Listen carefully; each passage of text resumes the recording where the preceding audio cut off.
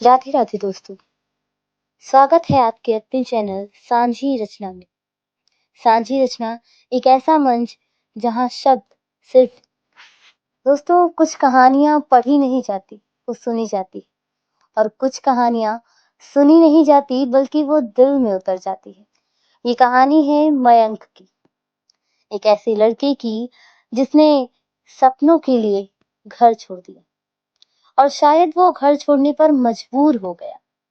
एक छोटा सा बैग, कुछ अधूरे ख्वाब और दिल में छुपा वो दर्द जो हर मुसाफिर अपने साथ लेकर चलता है।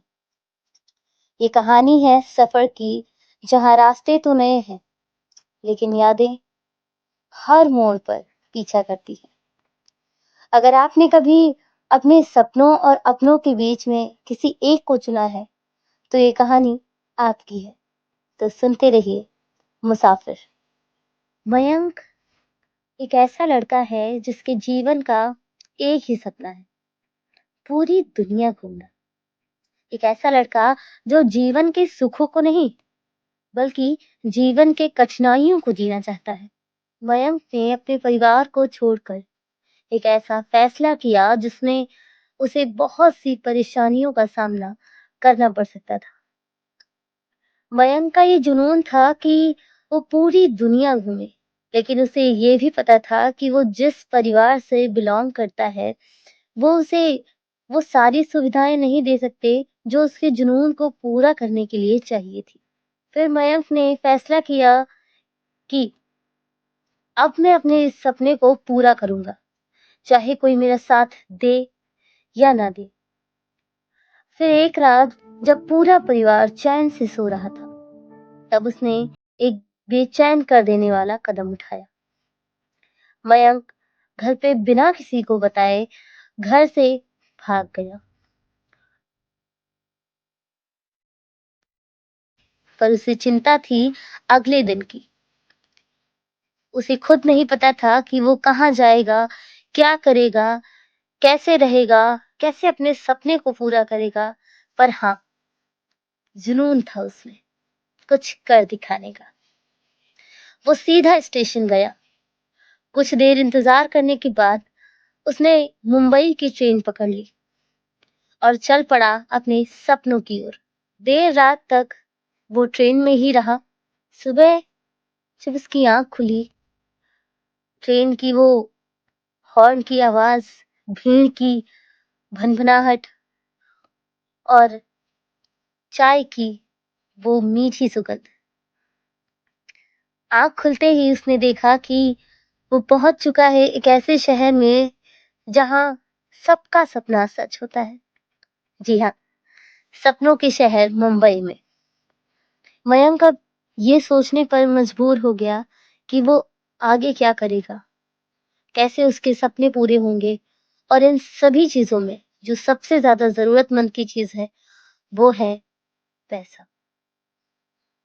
पैसा कमाने के लिए इंसान क्या कुछ करता है, और मयंक उन्हीं में से एक है जो पैसों के लिए छोटी से छोटी नौकरियां करने को तैयार था। मयंक ने मुंबई के एक होटल में वेटर की नौकरी की, जिससे उसे केवल इतनी सी उम्मीद थी कि उस नौकरी से बस उसका पेट भर सके। और यहीं से शुरू हुआ उसके जुनून का सफर।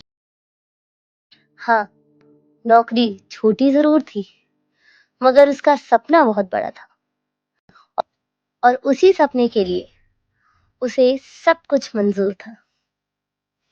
एक रात जब मयंक काम से थक हार कर अकेले में बैठा, तो उसने याद किया वो धुंधला सा आंचल जो प्यार बरसाने के लिए हमेशा तैयार रहता था।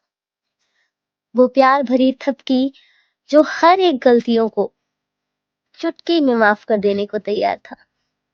उसने याद किया अपने माता पिता को। अपने माता पिता को याद करते हुए मयंक भावुक हो उठा। उसने अपने माता पिता को एक चिट्ठी लिखी। भला आज के जमाने में चिट्ठियां कौन लिखता है, लेकिन अपने दिल का दर्द बांटने के लिए उसके पास सिवाय कागज के कोई और नहीं था। मयंक काम तो करता था, लेकिन उसका मन बंजारों की तरह सपनों में खोया रहता था और वो बस यही सोचता रहता कि अब वो और क्या कर सकता है। मयंक को जब उसकी पहली सैलरी मिली, तो वो निकल पड़ा पहाड़ों की वादियों में। इसके बाद मयंक देश के अलग-अलग हिस्सों में जाकर के धीरे-धीरे कर अपने सपने को जीने लगा। मयंक अब किसी एक शहर, एक घर या एक मंजिल का नहीं रहा। जिस दिन उसने पीछे मुड़कर आखिरी बार देखा था, उसी दिन उसे समझ आ गया था कि लौटने के लिए कुछ छूटा ही नहीं। सपने अब किसी कागज पर लिखे लक्ष्य नहीं थे, बल्कि हर नई सुबह, हर अनजान रास्ता ही उसका सपना बन चुका था।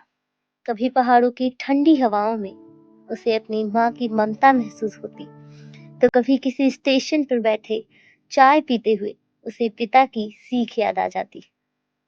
दर्द अब उसकी कमजोरी नहीं था, बल्कि सफर का हिस्सा बन चुका था। हर शहर ने उसे कुछ दिया, कहीं सब्र, कहीं हौसला, तो कहीं खुद से मिलने का मौका। वक्त के साथ मयंक समझ गया कि कुछ लोग मंजिल पाने के लिए चलते हैं और कुछ सिर्फ चलने के लिए। वो दूसरे वालों में से था। अब उसके पास पता नहीं था, पर पहचान थी, एक मुसाफिर। और इसी तरह मयंक हमेशा के लिए देश की सड़कों, गलियों और पहाड़ों में खो